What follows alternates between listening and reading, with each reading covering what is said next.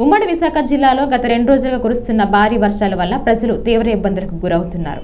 ఎడతెరిపి లేని కొండపోత వర్షాల వల్ల పల్లపు ప్రాంతాలు జలమయమవడంతో పాటు మండలంలోని అంతకాపల్లి శివారు ఒమ్మివానిపాలెంలో రైవాడ కాలువ పొంగి ప్రవహించడంతో గురువారం గొంప ముత్యం అనే నిరుపేద రైతు కమ్మలింట్లోకి వరద నీరు ప్రవేశించింది.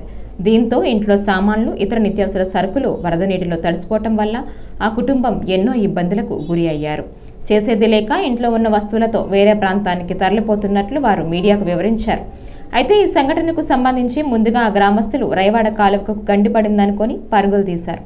గ్రామమంతా వెళ్లి రైవాడ కాలువ పొడవునా పరిశీలించి చూడగా భారీ వర్షాలకు రిజర్వాయర్ నుంచి పొంగి ప్రవహిస్తున్న వరద నీరు కారణం వల్ల అంచులపై నుంచి పొంగి ప్రవహించిన నీరు వల్ల ఇళ్లలోకి వరద నీరు ప్రవేశించిందని ఊపిరి పీల్చుకున్నారు. అయితే ప్రభుత్వం రైవాడ కాలువ వెంబడి ఉన్న గ్రామాలు భారీ వర్షాల వరదలకు ముంపుకు గురికాకుండా చూడాలని అధికారులను ప్రజలు కోరుతున్నారు.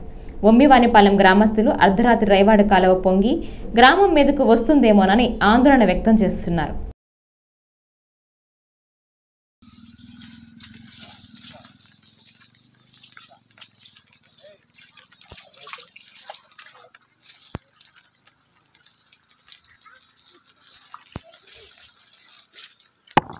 అదే మోనోడి పెట్టాం.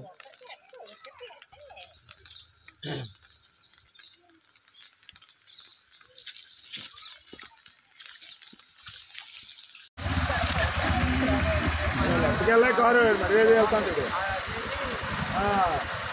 చాలా